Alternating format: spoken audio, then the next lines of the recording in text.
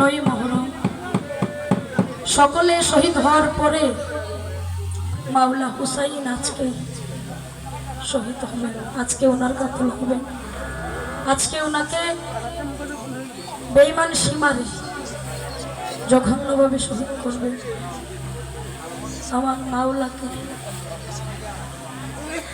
তো আমরা যারা হুসাইনকে ভালোবাসি, যারা পাক পঞ্চাতনকে মহব্বত করি, দয়া করে নিজ গুণে সকলের কাছে অনুরোধ, আপনারা জারির কথাগুলো মন দিয়ে শুনবেন।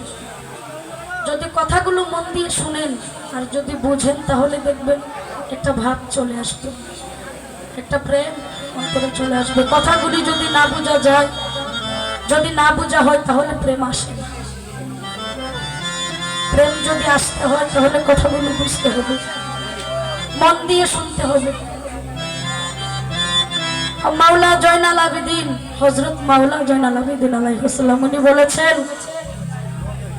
যে আমি কারবালার কাহিনী, কারবালার ঘটনা যা আমার স্বচক্ষে আমি দেখিয়েছি, যদি জগতের মানুষ তোমরা তা দেখতে সারা জীবনের জন্য হাসি কি জিনিস একবারে ভুলে যেতে। এই কারবালার কাহিনীর মতো মর্মান্তিক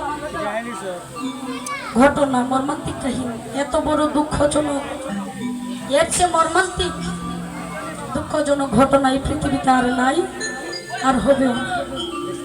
তো দয়া করে আমরা যারা পাক পঞ্চাতনকে ভালোবাসি চেষ্টা করবে একটু হুসাইনের মহব্বত নিয়ে, একটু যদি চেষ্টা করি, আশা করছি ভালো লাগবে।